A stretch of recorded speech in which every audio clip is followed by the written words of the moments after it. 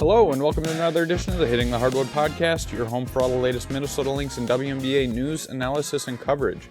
Thank you for tuning in to another episode this week. I'm your host, Mitchell Hansen, and this week I am joined by somebody who has joined the podcast before, somebody you are all familiar with, somebody who I have the pleasure of working with, somebody who I have the pleasure of interacting with, calling a friend, the one and only Aryeh Schwartz from Winsidr. He is the founder of Winsidr, host of the Winsidr Show with Rachel Galligan. Aryeh is also a Lynx fan. He's from Minnesota, and he follows Lynx closely, as well as the rest of the WNBA and the rest of the league. But he always offers great insight on the Lynx, and just where they're at, how they're doing, the state of the franchise. He does a nice job of, kind of taking a deep dive into the roster, the current construction of the roster, kind of the behind the scenes thing. And he's also somebody that I love talking big picture with because, he does a great job of whether it's, the minutes somebody's playing this year, what does that mean big picture wise? Or, you could go down the line with things. He's great with, the big picture ideas and those conversations, and as well as just talking about the WNBA with him. We start off this podcast by talking about the WNBA playoffs as we near closer to the WNBA Finals. But we also really kind of take a deep dive into the Lynx. We go in depth with this team at all aspects. Where the roster's at right now, how they did during the year, how they did during the postseason, what the future of the team might be, what each player on the team needs to do for the future, what the future of this team could look like in 2024 and beyond, where this team could go, or how they could do moving forward. We kind of talk about everything. But it was a great conversation with Aryeh, and I appreciate him joining the podcast. Before we get into the podcast recording, I want to mention our Patreon page. You can visit patreon.com/hitting the hardwood. Just because the Lynx season is over does not mean that content stops. A lot of exclusive content, a lot of exclusive perks. You get early access to podcasts like this. You get exclusive content you don't get anywhere else. You get notified about different news items before anybody else. And there's a lot more perks. You get discounts at our Hitting the Hardwood store. You name it, you can get it. So please go check that out. You can find out what each membership entails at patreon.com/hitting the hardwood. This offseason, even coming up here in the next week or two, I plan on having a couple different Patreon exclusive content pieces for our patrons. That could include, looking at, positions of need or areas of need for this team, what I think that they need to work on this offseason. As well as maybe some names that Minnesota could target in the offseason. I will have both of those at our Patreon page for our patrons. So I appreciate everybody that has already showed support of our Patreon community and our Patreon page. But if you don't, please go check that out. Try a free trial. If you like it, please consider paying for a membership, which is not much a month. It's less than a handful of dollars depending on which tier you choose. So go check that out. Once again, it's patreon.com/hitting the hardwood. Now let's get into the podcast with Aryeh Schwartz. Aryeh, how you doing, man? Not too shabby. Just finished a little run, Yeah. We were just talking about that. You're a avid runner. You like running. You've done a marathon. Why? I guess as somebody, I've never really gotten into running. Why running? I don't have a good answer. No, I don't know. I've always just liked it. Did high school track, and it's always, I don't know. It's nice to kind of clear the mind, but it's funny because some people will know this. Rachel's one of them because Rachel and I will both just be working out. No, if she hates talking while she works out, and I love talking while I'm running, so I'm always trying to find somebody to half my tweets are misspelled because I'm in the middle of running and yeah, no, I don't know. There's just something calming about it. Yeah. Hey, more power to you. That's awesome. I wish I could get into running. I've never really been somebody to do so. But well, thank you for joining on the podcast this week. We're at the end of, obviously, as everybody knows, we're at the end of the Lynx season. We still have some WNBA playoffs going on. Before we jump into Lynx, I just kind of wanted to get your thoughts on what we've seen so far from the playoffs. I know as we're recording this podcast, Las Vegas just clinched their spot in the WNBA Finals, and we're still waiting to see what happens between New York and Connecticut. But overall, what has been kind of your thought on the postseason so far? I think it's been fun. I think would have loved to see Dallas win a game just for the like. For me, a preferred playoff is every series going to the max amount of games because I want as much excitement, as much, publicity and building of the W. So obviously little disappointed on that front because we've seen a few sweeps. But that said, overall, I mean, we're seeing an insanely impressive historic run from Asia, even though she struggled a little bit scoring wise last game. We've seen Stewie, who was stuffing the stat sheet in a variety of ways, start pouring on the points finally in their last game. Alyssa Thomas doing Alyssa Thomas things like every game she's continues even in the playoffs to be, teasing a triple double. And we've seen some growth for, we saw the excitement early on of the Ryan Howard, Alicia Gray against the Dallas Wings, Satu Sabli, Enrique Gunwale battle. Like there's been some exciting games and we're getting close to the end. It's kind of bittersweet. I don't know. What do you think? It's been fun. I mean, I think it's hard to judge right now because everybody, I think, is just patiently awaiting to see if we do get a Las Vegas New York matchup, and that's what everybody inevitably thought would happen. So I guess it hasn't been surprising to me really. What has been kind of surprising is kind of like what you said with, series not really being that competitive. I mean, in the first round, Minnesota, Connecticut was the only one that went to 3 games. Otherwise, the other ones ended in a sweep. Even in the semifinals, I mean, Las Vegas just kind of breezed through it, although they, you could say kind of struggled in game 3. Maybe it's just Dallas stepping up in game 3, whatever that may be. But, they relatively, breezed through that. But I mean, Connecticut, New York, that's been a fun back and forth, but it's kind of been uneventful to some extent, but it's still been eventful at the same time, if that makes sense. But it's been fun, but I think it's hard to judge right now because I think, like I said, we're all just kind of patiently waiting for what could happen, even if it's Connecticut, Las Vegas, just that finals matchup, whoever the other team is, I think will be really entertaining. I mean, well, we've seen what we saw all season, right? Which is Las Vegas and New York are leaps beyond the rest of the league. And that's not disrespect to Connecticut. I am a huge Alyssa Thomas proponent, voted her for MVP. I just think that we knew this. Maybe some of us, me, were, hoping for more of, an upset, something something unexpected to happen. You were hoping for Dallas to win just so you could win some money. Yes, but wait. First of all, totally true. I will say I totally understand betting now, or the sports betting. When you start betting on things like when you don't have a horse in the race and you're like, I'm gonna put money on this blanketly just because it was $10, I would have won 1,000. Who wouldn't do that bet? I got more than $10 worth of enjoyment from it.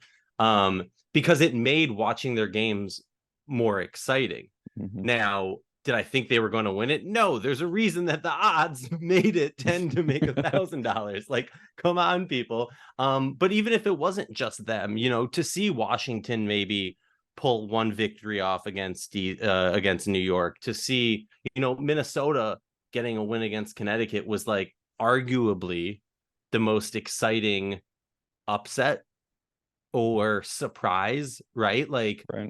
Other than that, like A'ja Wilson scoring 30 points, it's been impressive, but I wouldn't say anybody is like surprised to see A'ja Wilson set records and just defy what we know is humanly possible. You know what I mean? Like players are, I guess there hasn't been like a huge, like, oh my God, eye-opening, I can't believe this happened type thing. I don't know. Yeah, no, absolutely. I definitely agree with that. What do you think will ultimately happen? Do you think we end up getting that New York Connecticut matchup? Do you think by the time this podcast drops, we might already have that matchup? But yeah, whoever it might be, what do you think that finals matchup will look like, and how much are you looking forward to it? I guess. I mean, I always look forward to the finals. I guess I would say I would have a lot more. I think it would be more exciting if it's New York, right? Because then it's going to be these two heavyweights. They might be blowout games, as we've seen happen sometimes between them during the regular season. Personally, I think Connecticut just got and there's something cursed about the Connecticut Sun almost. Like I honestly am curious if their fan base has like, you know how sports fan bases will have some curse or whatever. I wonder if they believe in some curse or something. I would love to jump on that bandwagon, because you just look at them historically, and it's like, since DeWanna Bonner got there, the dream was to have JJ Bonner, Alyssa Thomas, uh, Jazz Thomas. Like, they never got that because of injuries. Whenever they were thriving and looking, and one season they finished the league as the number one team and just putter out in the playoffs when Alyssa Thomas comes back. And they just, when they talk about how hard it is to repeat, because so many things have to go right.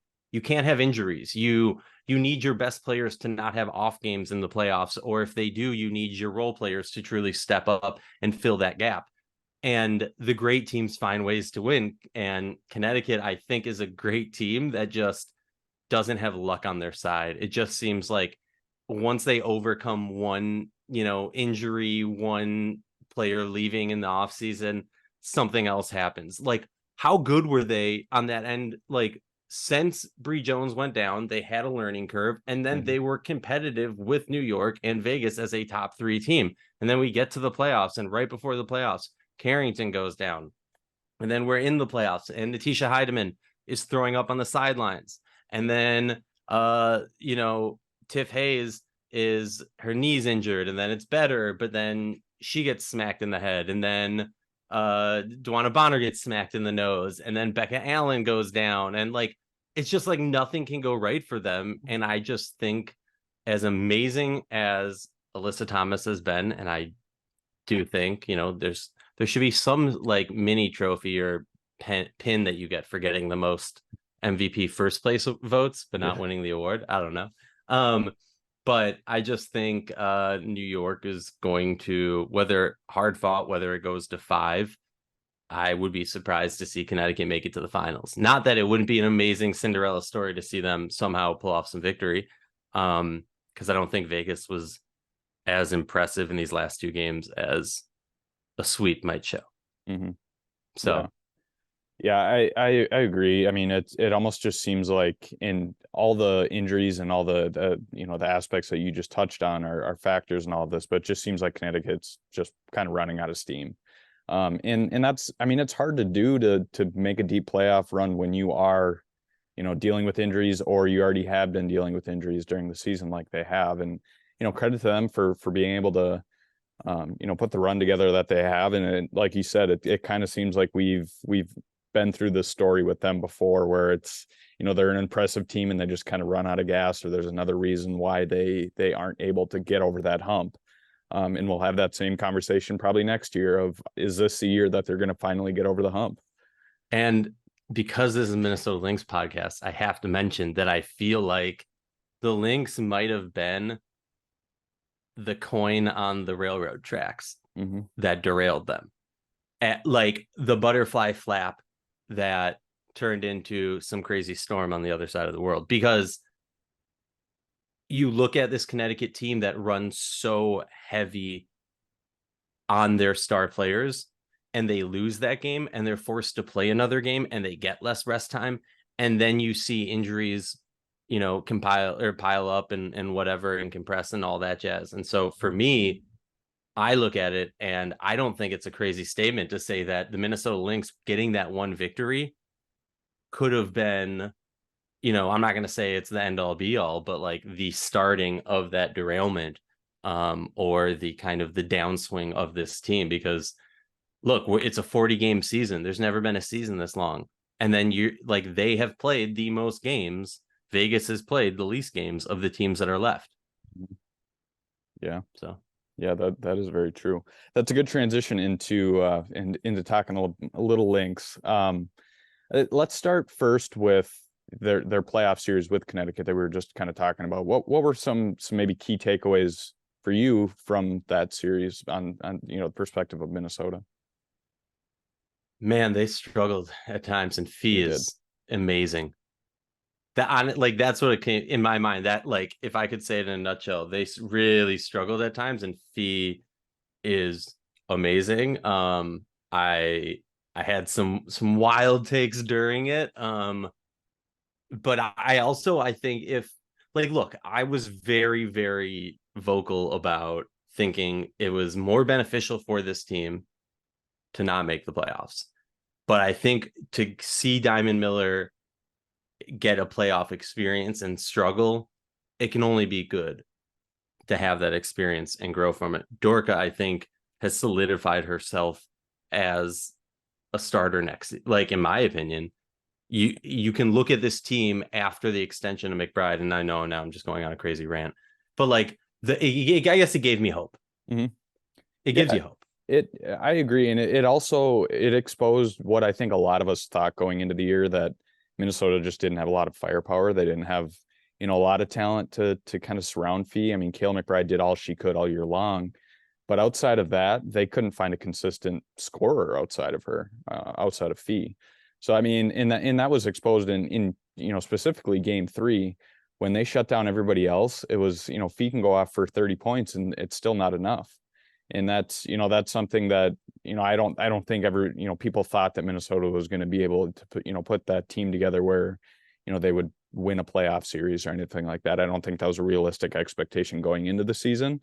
And there's a lot of stuff to work on this offseason, but yes, I agree with you. It gave you hope, and it also kind of reassured you what we all thought of. Okay, they need to add obviously some pieces to this team yet to kind of tidy up what this team could look like and kind of drive that home. But it was a fun series. I mean, I didn't, going into the series, I thought that Minnesota was going to win a game. After game 1, I didn't think they were going to win a game. I mean, after you lose by 30 and the way they lost, I was like, it's going to be tough to bounce back on the road like Minnesota did. But that, to your point of the playoff experience, that's not only good for the rookies, but everybody else on the roster. That gives Fee another another kind of notch in her belt of getting more playoff experience and being able to thrive in playoff in that atmosphere and in those on that stage is, I think, important for her. But I mean, Dorka Juhas talked about at the beginning or at the end of the year, excuse me, how she stepped on the court in game 1 and she's like, holy crap, I'm starting in the playoffs. Like that to me said all you need to know about them getting that experience. Obviously they've never done that before, but to be able to get that experience and now be able to handle everything in the regular season, some of those big moments in the regular season don't seem so big because you've been through bigger moments. That'll only benefit them, and it teaches them what they need to work on, especially, Diamond Miller, I think has the most to work on out of those two, and that'll only help her, be able to better perfect her game moving forward. But yes, I agree. It definitely gave hope. And we definitely saw some bright spots too. But when it comes to, the season overall, I mean, people always talk about the 0-6 start, starting off at the bottom of the league, fighting back. Can we talk about that? Wait, can we just? Yep. Let's go. Let's go. Why? I don't understand. Like, and I'm not even trying to be a jerk here. I just don't understand. People are sitting here talking like, oh, the team started 0-6 and they turned it around. And like, this isn't shade at Reeve, but like Reeve should be a coach of the year because of it. And look, there's a lot of people that I respect that share this opinion. Like, I'm not out here being like, you're an idiot if you know, but she coached that 0-6 start. So like, unless she was trying to lose and it was all part of a master plan or something crazy, like that was arguably the healthiest. I mean, the team was pretty healthy, I feel like, in the beginning of the season. Mm-hmm. And also I'll say this, if we want to talk about, that multiple stints during this season, but the 0-6 start specifically, like how much was Powers playing?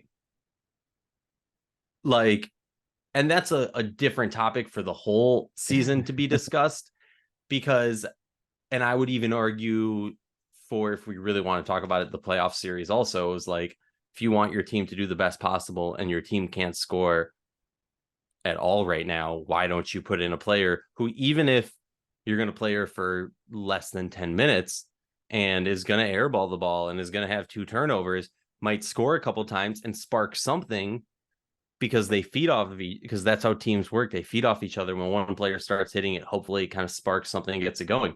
But like, we got to stop praising a turnaround from an 0-6 start to then being under 500 when you had an opportunity to be 500 or better with 3 games to go in the season.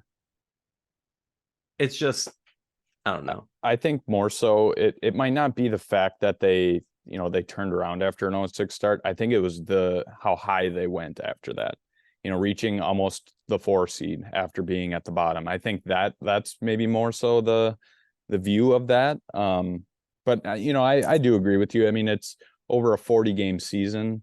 6 games isn't that much of the season. But the fact also, that go ahead. No. But also they didn't get to 4th place. They ended the season in what, 6th place? 6th place. Mm-hmm. So like, to me, I'm just sitting there and I'm thinking, okay, this team, like the majority of the league makes the playoffs.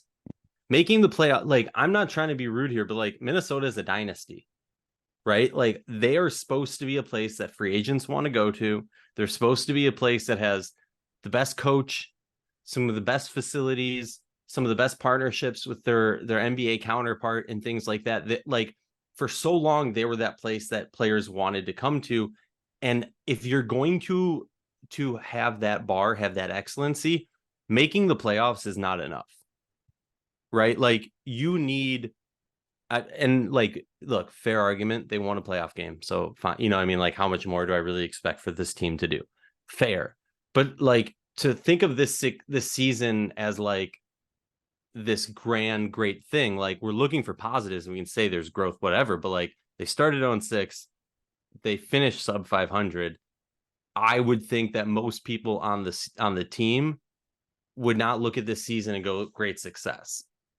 You know what I mean? I would think they would go, okay, there's things we can build on. But like, if we look at it from a whole, our goal was to win a championship and we didn't get anywhere close to that. Mm-hmm. I think even, yes, I do agree with you with the dynasty aspect. I think maybe more so of, this team coming into the year when a lot of people thought that they would be a bottom 4 team, they'd be a rebuilding team. I said that. Yeah, I mean, I thought I thought the same thing. And then after that 0-6 start, I thought it even more. But yeah, the fact that 0-40, man, 0-40. Right. Yeah. I was marking that at 0-6. I kind of thought that maybe that might be a possibility. No, I'm just kidding. But when it comes to like the expectations coming into the year and kind of, especially after that start, if you would have said to anybody following the team or even the team itself, hey, you're going to end up making the playoffs, you're going to win 1 game, you're going to take, a tough 3 seed to, a game 3 at home. Got a home playoff game. I would say that they would consider that a success. Now, I know that the gold standard and kind of the standard of this team is beyond that. But I think you have to also, take into account where they were at this year. They were nowhere close, even being a serious playoff contender, I don't think. But I would say, looking back on the year, with what they wanted to accomplish, they wanted, Cheryl Rivas talked about this, being able to, this year they really wanted to develop. They've never really had that task of being able to develop. They've always gone into free agency. They've had these stars in the starting lineup or on the roster that didn't need that development. So this year was kind of a new space for them, and they wanted to develop. They wanted to get that experience, and I think overall that they were able to do that. And like the team said, they did find success along the way. They had some good moments. They did have some very bad moments too. But I would say that if looking back, where we were at the beginning of the year and looking at this team, out of training camp or even coming into the year, now that we know what happened throughout the season of them reaching the playoffs and playing a tough 3 seed, to a winner take all game 3, I consider it a success, and it's only going to, continue to grow from here. But I would say that it overall was a successful season. I will say I was one of those who said they wouldn't make the playoffs. I had very low expectations. I was wrong. Mm-hmm. I accept when I was wrong.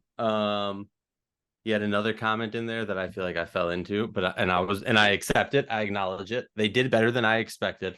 I do agree that based on my own words of where I expected them to be, you can consider this season a success.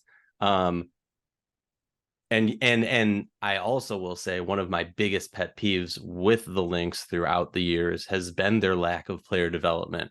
And it kind of, I've been, screaming, the storm is coming, and everyone's been like, you're crazy. I'm like, we need to develop players if you want to grow. If you want to continue success, you're not just going to eventually you can't just be, stopgap here. That just doesn't work, especially in a league that is just so hard cap wise to keep depth. You really need to find players and slowly develop them into fitting roles. So, I'm happy to hear that. Right. And if obviously if Minnesota would have been able to dip into free agency and get some of those headlining stars last offseason, they wouldn't have needed that development to take place because they have players in those spots, and they've done that in years past. But to your point, that's kind of where you get exposed, is when you aren't able to sign those players. Now what? What do we have? What do we have behind them? Minnesota has never really had too much behind them that they could, young players that they could just insert into the starting lineup. And this year they were forced to do that more so than anything. With the needs of this team, now that we've had a season, the full season done, or the season is over, what do you think are the biggest needs on this Lynx team moving forward? 3-point shooting and 3-point defense. I agree. They have Kayla McBride is, and if you haven't already, you should check out the Winsidr Film Room on YouTube, where Rachel and I interview Kayla and discuss her game and break it down. Kayla McBride is a really, really good shooter. But if we're going to talk about from an honest perspective, she can be streaky. Now, a lot of people will push back at me and say, look at her stats. She's not a streaky shooter. She shoots in bulk, or she makes in bulks and misses in bulk. And so, yes, if you look at the season as a whole, she's going to have great shooting percentages. But when you break it down per game, you'll have some cold games. You'll have some really hot games. You don't have too many medium games. And that's not me trying to knock her. That's me trying to look at this as a GM and say, she's my serious 3-point threat. Besides Rachel Banham, who I don't think they should be bringing back unless it's minimum last day signing because they weren't able to find other options, but that's a whole different topic. But when we're honest about it, right, those were the only real 3-point threats. That's not a knock against Fee. Fee's 3-point shooting has gotten much better, but Tiff Mitchell isn't an elite 3-point shooter. Jessica Shepard, Bridget Carlton, Milic, Diamond, none of these players are really great 3-point shooters. And you can't list your whole roster and say none of these players are elite 3-point shooters besides McBride. You know what I mean? You need more scoring in volume, and you need players who are going to be able to step up when someone goes cold. Las Vegas as an example in game 2, Kelsey Plum shoots or makes 1 point in the first half. Other players are stepping up and keeping an interesting game. Then next half, she's able to get hot. But you need those players to step in. And the problem was this whole season, I think it became abundantly clear that Fee just put the whole team on her back. Sometimes McBride was hitting shots. When she was, this team looked pretty good, right? Because they had 2 competent scorers. But then even then, there was that third scorer missing. When you get to the playoffs, you need your 2 best players to be scoring in bulk. And then you either need the rest of the team to be scoring pretty evenly, or you need a third player to step up and be scoring. That's how the Lynx had success throughout their own history. It was Maya and Sil, and then Simone was scoring a bunch, or it was you had those 3 players, any combination of them. But then when it came to playoff time, some years Sil was the MVP, some years Maya was the MVP. And they were the 2 main scorers throughout the whole season, or whoever we had instead of Sil at the time. But when playoffs came around, everybody elevated their game. One other person stepped up. Renee Montgomery came in when Moan wasn't hitting shots, but that never really happened. When Maya wasn't hitting shots, other people came in on a crew. You know what I mean? So like you need that depth. And I think we saw that in Minnesota when they were successful. And that's what's been lacking. And to me, I think you have players on this team that could be really, really good depth pieces. Like Bridget Carleton, Jessica Shepard are really good depth pieces. Tiffany Mitchell is really good depth piece. Carleton's the only one who I think is accurately priced. And that's what I think is going to be the issue is you have, almost 300K in Tiffany Mitchell and Jessica Shepard. What's going to that's the interesting part for me. For me, they have more money now, but the players who are expected to be back, what happens with them? What do you think is the biggest need? I would say, I don't disagree with what you said. I would maybe say the biggest need, yes, it's shooting. It's shooting definitely. But I would even say point guard, just stability at the point guard position, not necessarily bringing somebody in, but just having stability there for the first time since Lindsay Whalen was with the Lynx, I think would be huge. I mean, this is nothing against Lindsay Allen, but if they could get somebody in to, take over the starting spot, maybe have Lindsay Allen come off the bench. She's a great backup. I mean, she's arguably a starter. She did well as a starter this year in Minnesota, but when she was out, Cheryl Reeve even said in the playoffs that made a difference in the playoffs. Like not having that floor general, makes a difference. And you could say at the end of regular season and in the playoffs, that was really exposed on this team. So I would say having stability, whether it's, having somebody that you sign, it's kind of dwindling down, but let's say you go sign somebody this offseason or draft somebody, having somebody there, or I backtrack a little bit, or if that doesn't take place, if you don't draft or sign somebody at that position, you don't trade for somebody, whatever it may be, having Lindsay Allen, take over that role and kind of run with it. I think that would be huge to have that and to just have that, that same person running this offseason or this offense, because like I said, we've seen whether it's Crystal Dangerfield or Mariah Jefferson or you name it, they've just had this, constant, rotation of different starting point guards, and they just need a solid point guard at the position and solidify that position moving forward. So I would say that that's probably, to me, one of the biggest things this offseason that they need to address. I would say shooting in that point guard position, but that's, I completely agree with you. But from my perspective, I think part of the blame for that is Minnesota, right? Because is whoever's taking on that GM role, because you've had years now, granted, you haven't had the greatest of options, but you had Crystal Dangerfield. You let her go.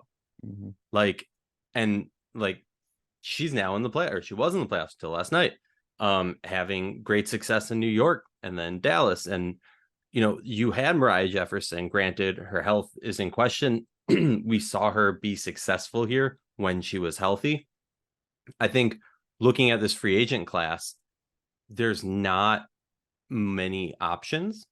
Obviously you want to try and throw the kitchen sink at Natasha Cloud, in my opinion, or Skylar Diggins-Smith, whichever one of those players you think vibes best with coaching and play style built around Nafisa, because that needs to be your key. She's an MVP caliber player. It's just a matter. She's the super whatever MVP already at 140 minutes into being overseas. And I think I guess my worry. Yeah, wait, no one ever asked this. Let me flip this on you. What's your worry for this coming year for this team? Because if I were to say anything, my worry is that they're going to try an equation that they've tried before at the point guard / shooting depth position.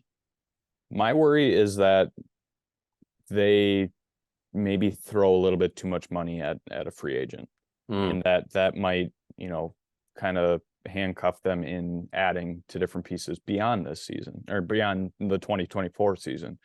Because you look at the 2024 Well, let's look after the 2024 season, not to jump too far ahead, but a lot of their contracts come off the books. I mean, you basically have the four pillars of this team: Nafisa Collier, Kayla McBride, Diamond Miller, and Dorka Juhas under contract for that 2025 season as of right now. So I just don't want them to, kind of handcuff themselves like they did with those three free agents of McBride. Obviously that has been the best signing out of the trio, but the McBride, Ariel Powers, Natalie Chanwa off season where they just threw a bunch of money at them, and now they're trying to kind of recover from that. For fans to understand, McBride and Powers made the same amount of money this past year. Yeah. That's a lot of money to be sitting on your bench, or Natalie Chanwa with not even playing, which for a good reason, she was on maternity leave. But yeah, it's I just don't want them to, do that again and feel the urgency to do that. And I don't know if that urgency is there necessarily, but I just, especially that's what worries me with a player like Natasha Cloud. Nothing against Natasha Cloud. I think she'd be phenomenal in Minnesota, but for what price? That's the question. Yeah. Also, I think, if we're being realistic, you look at DC and you think about the situation with Deladon and Cloud, and does Deladon maybe take a little less to keep Cloud? Like, what happens there is an interesting equation. Can we please, because I've been dying, can we just talk about Ariel Powers? Yeah, yeah, let's do it. Okay. Making very close to the max. She's making $200K. Yeah. And you sit her the whole season. You play her okay. I have so many questions. One, what went into when they did play her? Right? What happened that they decided, you know what, we're going to give you 10 minutes right now. Why not? I think part of it so we, you and I both know they've tried to move on from her. They tried during the year to part ways with her. A contract buyout is, or what the WNBA likes to call a divorce. That isn't always as easy as it sounds. I mean, you still have to pay pay a player a certain amount of money to buy them out, and sometimes that contract isn't agreed upon by both parties. And I think that's what the situation was with Minnesota. Minnesota tried to not get rid of her, but trade her away. And that didn't ultimately happen either, and wasn't a possibility, or they couldn't find a suitor, especially at her price tag. Because Minnesota was basically at the cap, and they had to get her to agree to a divorce that she would because she's guaranteed that money. Sorry, I'm just going to explain this a little bit. No, you're good. So she had to agree to give up enough money for them to sign a player. So a minimum contract basically is what, 72K. So she had to give up more than a large portion of her contract that she's guaranteed that they signed her for, so that Minnesota could get another player. And Minnesota was trying to be like, okay, but if we do this, then you can sign to another team and get paid by them. But every other team, for the most part in the league, was also strapped for cash. So no one was going to be able to offer her an amount. And continue. No, that's good insight, because I don't think a lot of people realize that or understand that. But I also think there was a point that, Minnesota couldn't buy her out, or they couldn't agree to that. So they wanted to put her in the lineup, keep her in shape, put that tape out there so that people could see glimpses of what she's doing to kind of up her value to be able to move her eventually. Now, as I said earlier, her contract is expensive. I mean, it's near max deal. So that would be hard to make that work for other teams, especially with the salary reasons and whatnot. But and that's why we don't see trades that often during the season, because it is hard to do. But it ultimately just kind of spiraled down from there. And I think both just kind of, you said, you know what, we're done. We'll throw you in here and there a few minutes, and but you're just going to ride it out, and we're ultimately going to part ways. But it's very odd too that, like you said, that it was very like here and there type minutes. Like they would throw her in for like 3 minutes in one game, and then in 2 weeks she doesn't play. In the one Yeah. game she'll play 15 minutes, and then she doesn't play for another week. Like it's just kind of, it was very sporadic and kind of odd, but it's just an And odd situation all around.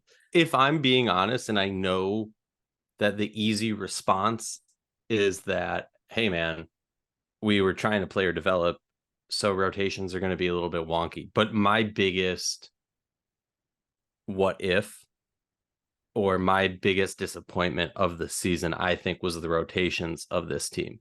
Because, and I'm going to include Powers in that, because I think she was a great example of it, of just like, look, there's periods where I understand, a coach is trying to make a point, there's a disagreement going on, there's a contract dispute, there's a players, as coaches love to say, like, oh, if they have a good practice, we'll play them. If not, we won't. You know what I mean? Like, there's a billion reasons why a player could possibly not be playing. But when you're paying them that much, and then they are healthy, they're healthy, you see them, they're not on the injury report, you see them doing warm-ups, and then you're just like not playing them consistently. I mean, and I'm not, there's much more than just Powers, but like at a certain point, in my opinion, I will leave it up to the listeners' ears whether or not we got to that point this season. But at a certain point, if you continue to not play a player who you're paying near max contract, a 3-point shooter, an offensive threat, yes, a player who can, make like, we all know who Aryeh Powers is, right? But like, you're struggling to score throughout the season, and at a certain point, you're putting your pride, it seems, or you're putting the dispute or the message you're trying to send before the better of, or before winning, which I guess you could argue that it's still the betterment of the team, but like, I don't know. I mean, you know what I mean? Like, you needed some scoring, you needed someone to shoot, and you're putting in like a bunch of players who can't shoot. Mm-hmm. I think that too is also, whether you like it or not, that's a coaching staff that sure will be pushing the chips in on development, and just saying, you know what, even if we lose more often than not, we're developing this here regardless of what happens. And I don't know, I'm somebody that I thought we're going to get to the playoffs and it's going to be okay. We're going to see 25 minutes Aryeh Powers off the bench. I said that, in game 3, because AP came in the first half, and I don't even know how much she played in the first half, but she put a decent stint together, and I'm like, this is a game we're going to see 20 minutes of AP off the bench, because we're trying to get a lift off from anybody at that point. That ultimately didn't happen, and it was kind of head scratching overall, but that was the season in totality. But yeah, I don't know. I think it was just ultimately it was a clash of personalities of two people believing in going in two different directions. And I'm not saying that it's just AP. I'm not saying it's any other player specifically, but I know that there were some players on the team where, the coaching staff had talked about during the year of, well, they didn't single out any player. They didn't say it was necessarily anybody on this team, but they said, the players who are a key part of our team, who were playing regular minutes, they put the team before themselves. They weren't arguing about minutes. They weren't, complaining about not playing. They weren't complaining about, X, Y, and Z. And to me, that was telling, because I take that as there's somebody on this team, or there's multiple people on this team that did that. Mm-hmm. And to me, I can't look at anybody else but Aryeh Powers in being that kind of player, and that would say a lot to me, and that would explain a lot. That fair, but because I love playing devil's advocate, if I were to push back on that sentiment, and that I think that's a fine sentiment for a coach to make, but I also think at a certain point, coaches and the staff need to look themselves in the mirror, because whether or not I appreciate a player complaining about their minutes, I can still look at it from the sense of like, maybe they're right. Not that you should be complaining to me about minutes. Maybe it's the approach that's wrong. But like, if I'm the head coach and a player comes up to me and goes, hey, I need to be getting more minutes. This is ridiculous. I need to be playing. Yeah, I'm going to be pissed off. But I might also look at it and go, well, we do need more scoring. Like, I want to give her more minutes because we need her game, right? We need her offense. We need her intensity and the way she gets the crowd into the game. Like, there's a multiple layers of Aerial Powers' game. I'm not saying that she changes this season and makes it, they're in the semifinals against New York, or, in a completely different seed or whatever. But, again, you're not playing a player. It just seems like you're trying, like, this is more of like a collegey thing where you're trying to send a message to the players versus, I don't know, but hey, maybe that's how you build culture. That it also, the fact that it lasted a season long span is interesting, because like you said, when you're trying to prove something, sometimes it takes a quarter of the season, a week, a quarter of the season, a half a season, whatever it may be. But then it ends up turning around, where we were all waiting for that to happen, and it just never did. But it was just, it's a head scratching thing, just because of the fact that, if she was making $90,000, I don't think, like Nina Milic, I don't think, people would really, think that much about it. But Yeah. the fact that she was a near max player, and the team was like playing less than 12 players and this and that. Honestly, in like, given the context of the situation, my favorite moment of the Lynx season was towards the end of the season.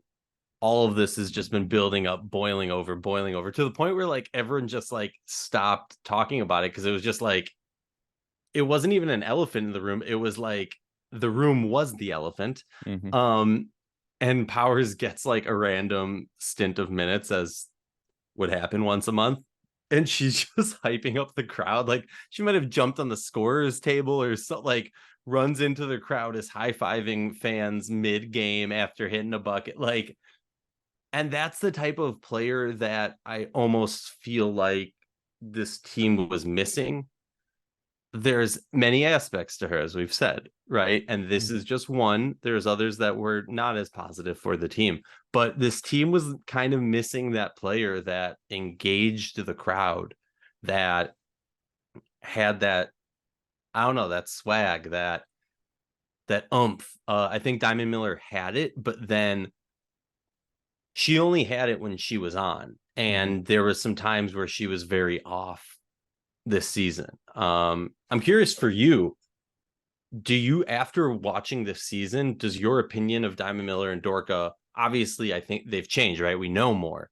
But do you think that, like, going into the season, the majority of people would say priority list Diamond and Dorka below? Has that changed for you? Do you view that any differently? Are they more on equal footing? I would almost say that they're more on equal footing than what they were at the beginning of the year. When comparing both of them, I would say Diamond Miller probably was about the kind of player that I thought. I thought it was going to be an up and down season for her, just because there was a lot of learning that she needed to do. I think Dorka, and now I'll say this as I was, I said at the beginning of the year too, I know Rachel has talked about this, of her being the steal of the draft. I definitely agree with that. But I think that she exceeded expectations. Diamond maybe met expectations. So to me, that kind of brings them on equal footing. And the fact that, they both started a majority of the season. I mean, Diamond Miller started in every game that she was playing in, but Dorka started most of the season with Jess Shepard out. And now they're going to be starters. I mean, I would be surprised if Dorka's not a starter. They have a decision to make with what they're going to do with Jess Shepard and Dorka, and how that's all going to work out. They would, be great, kind of complementing each other as coming off the bench and starting. But I mean, I would say that, Dorka took a bigger leap and a bigger step than I thought she would initially. And like I said, I was high on her, but I would say that Diamond Miller maybe didn't take the same kind of step. But she kind of she kind of met where I was thinking she might be this year. Yeah, I mean, I think with Diamond, it's going to take a few. Well, I always say it's the 3 to 5 year window is when you really know, because it's going to be, maybe that will shrink to 3 to 4 just because the season's longer now. And I mean, So that will be an interesting aspect. I also think I try and if Diamond and Dorka were both picked at like 7, Yeah. that's how I try and view it. Like, how would if they were both picked at 7, I would still like, I just think Dorka had more of an impressive season. Like, I think if we ignored where they were picked and we just looked at like impact, I know that they impact the game in very, very different ways. But I at least I think Dorka had a better season. And so it definitely makes me, and like you were saying, I gotta brush up on my CBA and see how the W does contract restructuring. Because 123 for Jess Shepard, not guaranteed, is gonna be a tough mark.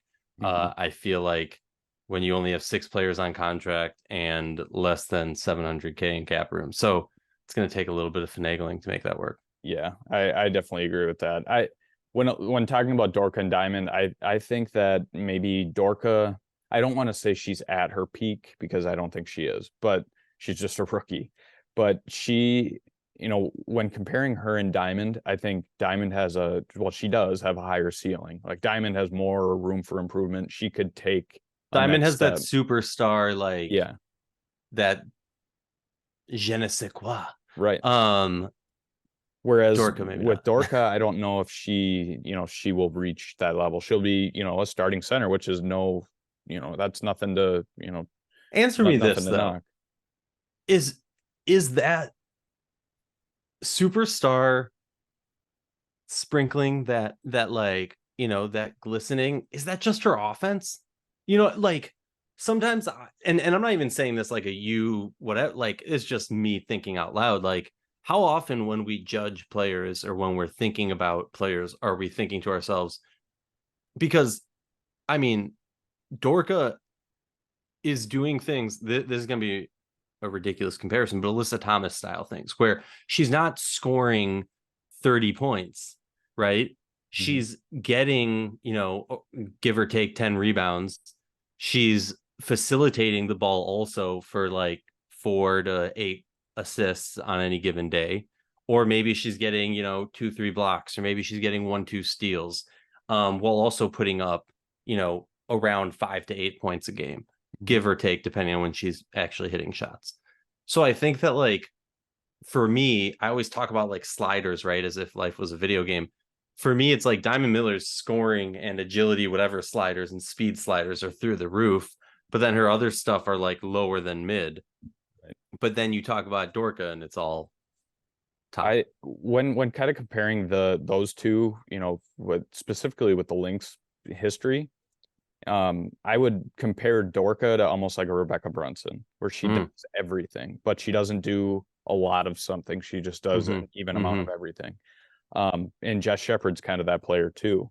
But when it comes to Diamond, I almost view her as like a Simone Augustus, where she can take a game over. Whoa, man. Whoa. Now I'm not saying she is, but you're good. She's that same kind of player where she, she might not do, all the little things. She might not, have an all around game, but she can go off for 30 points. She could go off for, 20, 25, 30 points, and she can take a game over. And she has that energy and that, athleticism, which you can't teach. And I think that's maybe where I think a lot of people get kind of wowed, because that is what wows people, that energy, the athleticism, being able to take the game over, that kind of stuff. Nobody, and this isn't a knock on Dorka, but nobody wants to see somebody go for, 5 points, 5 boards, 5 blocks, 5 assists. Like, nobody wants to see that, but that's what wins you games. Yeah, it doesn't sell tickets, but it wins you games. Right, exactly. And that's where I think the Diamond Miller kind of,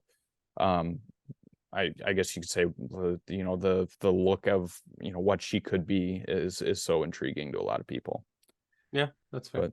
But when it comes to, next season, now this team's going to look different again. They're going to, there's going to be probably, well, the deals are obviously going to look different. The contracts are going to look different because there's some big ones coming off the boards, but, not, and there's going to be some stuff that takes place in the offseason too, that, we talked about. They're going to try and go get some players, or they're going to try and, add to this team yet. But when it comes to next year and just looking at the roster that we had in 2023, what are your expectations for next year? Do you think they maybe have a similar year? Do you think they take a next step? Do they take a step back? What are you thinking for 2024? That's an interesting question because I think it can go a very easily variety of ways, right? Players often, now that you're one season in, the opponents have more tape to study on you, understand what you're doing in this offense, understand where your game is in certain ways, what you like to do, and are able to adjust to that, and kind of build around that, right? And have better scouts on you. So often, not always, but often you do see maybe not the growth you wanted to see from years 1 to years 2. And that's why I often look at 3 to 5. But I think for this team, it's going to be really interesting because it very much relies on the moves that they make. If you just look at it from a simplistic view of Aerial Powers was 200K, Natalie Chanwa was 155. If you fill 2 players, one scorer who's a vet and one, maybe you don't need another big to fill her, but that's a nice chunk of contract size. So while I sit here and I go, oh, they shouldn't bring back the same exact players, Bridget Carlton is a great bench role player, right? Milic is an MVP. No, Milic is a really fun fan favorite type player who should have gotten more minutes. But I think because they were trying to grow Dorka, they didn't give her more minutes. So I almost think that like Minnesota, even if they ran back a similar squad and just replaced Powers and Achanwa with, similar, right, a bench level scorer and a role player big, and they were more focused on trying to win versus trying to develop, then I think you're talking about a team that is probably in a similar situation. Mm-hmm. Now, what happens, it's hard to kind of envision what happens for a team because there's so many ifs around the league. What's going on in Chicago, LA, Seattle, Phoenix, and those are the teams that are kind of like big question marks, and you could even throw a big question mark DC's way. So I think it's going to be interesting. It's more so dependent on the lay of the rest of the land than on Minnesota. I think Minnesota needs to put their blinders on and just say, look, our mission is to build around Fee. We know Dorka is a great piece to pair with Fee. We know Kayla McBride and Fee are a great buddy cop duo, right? We know Diamond Miller has growth that needs to happen. What are the positions that we need to surround Fee with? And I think it's movement and it's shooting. And like you said, guard play, specifically consistency in the point guard position. And I would hope they go young and just commit to knowing that unless they, sign a Skylar Diggins-Smith or sign a Natasha Cloud, likely there isn't another, based off of like my skimming the free agents, right? Like there isn't another point guard out there, in my opinion, that puts them as a contender with this current roster, right? If you replace Powers with Natasha Cloud or Skylar Diggins-Smith, you could make an argument, convince me, fine, that given more time of gelling, in 2025, this team is going to be a contender because Dorka and Miller are going to grow and Fee's only getting better. Fine. You can convince me of that. But if that doesn't happen, I hope they go the youth route and understand that even in the best case scenario, they weren't contenders till 2025. It should be about growth, kind of in the Atlanta Dream way, like step by step, focus on your plan. Don't focus on the noise around you. To quote the great Derek Zoolander, don't look at the beautiful people around you. That's yeah. I'm gonna probably tattoo that on my forearm. Well, I agree with you that they need to, next year will be another year of focusing on, building up that core. And I think the 2024 season, how successful the Lynx are, and I view them as kind of a similar team next year, even regardless of who they add to the team, similar to what they did this year is what they're going to be next year, as far as being, a team that's maybe around that 4, 5, 6 mark, But they're not going to be below, and they're not going to, jump up into that top, maybe top 3 range. Can I say a nice thing based on what you just said? Yeah. Because I know often people think I don't say anything nice about the Lynx. I think that if they are in a similar position, right, seating wise, whatever, it will be better basketball. Yeah. Because I think at times, like, and maybe I focus too much on that, but like at times, the basketball is just not great basketball. And it almost like, we've talked about this. If you look at like the general advanced stats of this team, they were a lottery team. Oh, yeah. Yep. They found ways to win close games.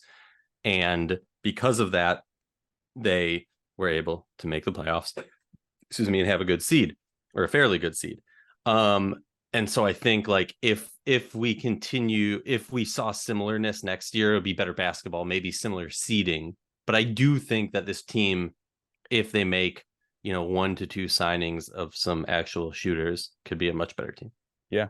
I do think too that it'll ride heavily on the step that Diamond Miller can take or does take. If she has a similar year to this year, they're going to be a very similar team. If she's able to take that next step, starting at the beginning of next year or at some point in the season, and she's just more consistent, this team will be a better team. They're going to be, more well-rounded. They are going to have maybe a third player to go into build onto the big 2 that is Kayla McBride and Nafisa Collier. That was something the team talked about. At the end of the year, Cheryl Reeve was kind of blunt about it, where she said we had a big 2, we didn't have a big 3. We were searching for a third to add to a big 3, but we couldn't find one. And that's not necessarily a knock on any one player, but that just means somebody has to step into that role, and Diamond Miller has to be that player, because if you're looking at the roster that they had in 2023, I don't think any other player can fill in that role, more than, somebody like Diamond Miller could. And next year will be telling to see how she takes the next step, or if she's able to take the next step. And just I'll say Dorka consistent. could. Yeah. I think, and let me be abundantly clear, because Diamond offensive, like it will take a bigger leap for Dorka than it would for Diamond offensively. But I do think, look, Dorka averaged 6 points a game this season on 5 attempts. If she starts shooting closer to 7 or 8 attempts a game, and she's putting up closer to 10 points a game, that's a very, like, I don't know. I think that eases the pressure on a Diamond or on a Kayla McBride. So I think, like, when we talk about the growth, if we talk about Dorka also growing with Diamond, because realistically for me, what does Dorka's growth need to be? Just more confidence in shooting and pull the trigger more. Diamond, it's more of a like work on this, work on, you know what I mean? Because like she has that like insane, amazing ability. Sometimes she does some moves that only would work in college and won't work in the pros. But yeah, sorry, I shouldn't have interrupted you. No, I agree with that. It's not a knock on Dorka, and I'm not trying to make it sound like it, if not putting her name in that conversation. I just think that like we talked about earlier, Diamond's ceiling is just, I think, so high that if she's able to live up to that to some extent, and now next year she probably won't get to where she could. It might take, like you said, 3 to 4 years, but she needs to show that sign of progress next year. And that's, she was never going to be an Aaliyah Boston where she could just come in and be, a borderline all-star right away. But, she's somebody who definitely could. It's just going to take some time for her. She needs to get to the free throw line more, and hit free throws and 3-pointers are the 2 things she needs to work on offensively. Yep. And that's one thing with Dorka and Diamond. They both talked about that during the year, that they need to be more consistent 3-point threats. And that's something that Diamond, increased throughout the year. She, even mentioned in the middle of the year, that's something she was focusing on. Because like we talked about at the beginning, they need more 3-point shooting. They need at least a threat from 3. And that'll open up everything else for the rest of the team. But this team is still, I don't feel, this is going to sound bad, but I don't feel in a better spot of where, compared to where I was at the beginning of the season. there's still a lot of questions, I think, with this team, and I don't feel more confident that we have a lot of those questions answered yet, if that makes sense. But this, the 2024 season, what they're able to do this offseason, what they're able to build in 2024 will be a very key aspect to the future of this team and what they're ultimately able to do. But very true. Very true. Oh man, we could go on for like. I know we definitely we'll have to do it again, because we could probably sit here for about 3 hours. We might have to do like a 3-part podcast in the off season, just breaking down this team from player to player and different aspects of this team. But I mean, we would have to do like 4 segments, 4 championships, 4 segments, something like that. Take a trip down memory lane. We can do it all. Oh yeah, we can do it all. I mean, yeah. What actually? What for the Minnesota Lynx fans? Actually, let's see if you know the answer to this. Coming up, on what day is officially Minnesota Lynx Day in Minnesota?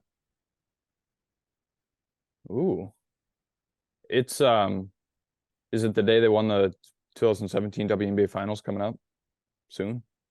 I don't know what day that was. I don't know either. All right, you know what? I know that they were playing in LA on the somebody the 20, I think the 29th they were playing in LA. Somebody messaged me. They can figure out without, don't look it up. Don't be a cheater like that. DM me and I'll send you a Lynx gift. If you can, the first person to message me that. Okay. I honestly, I don't know. We'll have to talk offline about. Okay. I showed it to him. We know it. Everybody listening who did not just see that, because you can't see anything. Yeah. He just showed me. So I'm not making it up. Yeah. Well, cool. Well, Aryeh, I appreciate you joining. As always, it's a blast to talk basketball, but specifically Lynx. And everybody should go check out the Winsidr playbacks too. We talked some Lynx in there. We talked the rest of the league. We'll be watching the rest of the playoffs. So make sure to check out winsidr.com, check out the playbacks, interact with us on Twitter, all the above. So appreciate you joining, and we'll definitely have to do it again soon. Anytime you want to just listen to me rant with you about no, I love it. We could talk for hours anytime, man. Absolutely. Well, I appreciate it. We'll talk soon. For sure. Thank you once again to Aryeh for joining the podcast this week. As I mentioned at the end of the podcast, please go check out Winsidr. I'm happy to be a part of that team, and I'm lucky to be a part of that team alongside other talented writers, reporters, there's a lot of great work that is being done at winsidr.com. A lot of great content that you don't want to miss. So please go check out that website. And also, as I mentioned, join our playbacks. Winsidr playbacks is a great way to watch games as you would, sitting on your couch. You can even do it sitting on your couch, but we live stream the games, and there's usually a couple people on stage adding commentary, the Winsidr staff. So you get to hear different perspectives, different voices, different, as I said, perspectives on the game, as well as we drop some nuggets in there. We drop some news items in there as well. So you can check all of that out. Check out the Winsidr Twitter or social media for all the information on when we do that, who's going to be on stage, and so on. So please visit playback.com/Winsidr or playback.tv/Winsidr, excuse me, and join our playbacks, because they are a lot of fun. And I whether I'm in the crowd like everybody else, or if I'm on stage, they're a lot of fun, and I appreciate you guys joining those. Adding your 2 cents, adding your comments, and interacting with us. It's a lot of fun. And I also want to give a shout out, as I do every week, to Jeremy Rushing for producing this podcast. A lot of you are familiar with Jeremy for the soccer coverage that he has provided over the years at Soda Soccer. He does a lot of great stuff for the Minnesota sports scene, and he also helps me produce this podcast every week. So I appreciate Jeremy, all he does for the Minnesota sports landscape, as well as helping out with this podcast every week.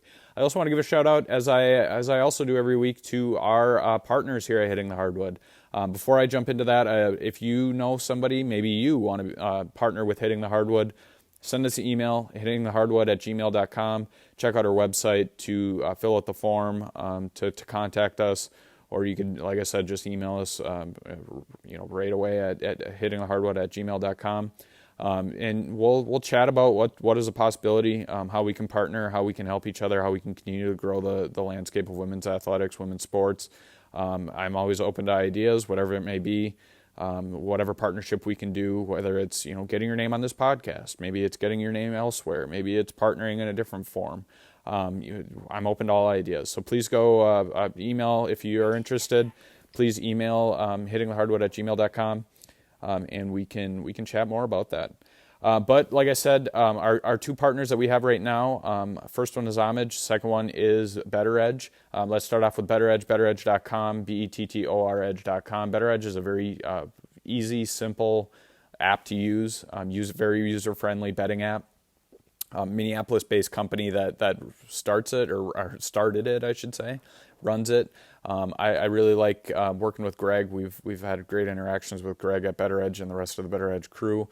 But they do a great job in supporting Hitting the Hardwood, as well as providing a lot of people, Minnesota and beyond, throughout the region, throughout the country, with a very easy and user-friendly betting app. So please check out betteredge.com. If you are a first-time user, visit betteredge.com/links. Use a promo code LYNX. That's LYNX. You get $20 in free play when you sign up. So if that convinces you enough to go use it, please go do that. And you can come bet against me. I'll do pick'em competitions throughout the rest of the WNBA Finals or the rest of the WNBA Playoffs. As well as I usually do other sports leagues and place other bets as well. So you can bet in competitions, you can bet by yourself, you can bet against others. There's a lot of possibilities at betteredge.com. And then Homage. Homage is a great vintage clothing store. They do a lot of modern and vintage gear. I currently have the Minnesota Lynx t-shirt, Minnesota Lynx hoodie, and the charcoal WNBA t-shirt. Love all three of them. As I always mention, I need to go purchase more. I always forget to do so. I currently am rocking my Hitting the Hardwood gear, but I love the Homage gear and everything that they provide. I also really like the vintage stuff that they have. They have old style, old school t-shirts, WNBA t-shirts, throwback. I know somebody that I just talked to just had purchased a Detroit Shock throwback shirt, which is awesome. You can go visit them at homage.com. You can get WNBA gear, basketball gear. You can get other sports. Any sport you can think of, you can find at Homage. So please check them out, support them. They've been great to us, and we'll regularly do kind of giveaways throughout the year through that partnership. And it's a great avenue to not only help them, but they in return help us as well. And any sport that you can show them comes back to help Hitting the Hardwood in the end. So appreciate you guys checking out Better Edge and Homage. And once again, that's bettor.com, betteredge.com, and Homage, HOMAGE.com. You can also find a lot of that information on our Hitting the Hardwood website. Visit our social media to find the link to our website, and you can find more information out about our partners. So with that said, I want to thank you all for listening to another episode this week. I really appreciate you guys tuning in every week throughout the WNBA season. As I mentioned, just because the WNBA season is over, the WNBA season's not over, but just because the Lynx season is over does not mean this podcast stops. We'll continue this podcast as long as I'm able to do so. So we'll continue doing this, bringing it to you every week. I really enjoy doing this every week and kind of offering a different aspect of coverage and Lynx news and information that I haven't before. So thank you for tuning in. Enjoy the rest of the postseason. Enjoy the WNBA Finals, which will be starting up here. First game one is October 8th between Las Vegas and either New York or Connecticut. It should be a really fun WNBA Finals to cap off what has been a great season. So I will talk to you soon. I will see you next Tuesday. Once again, thank you for listening, and I hope you all have a great week.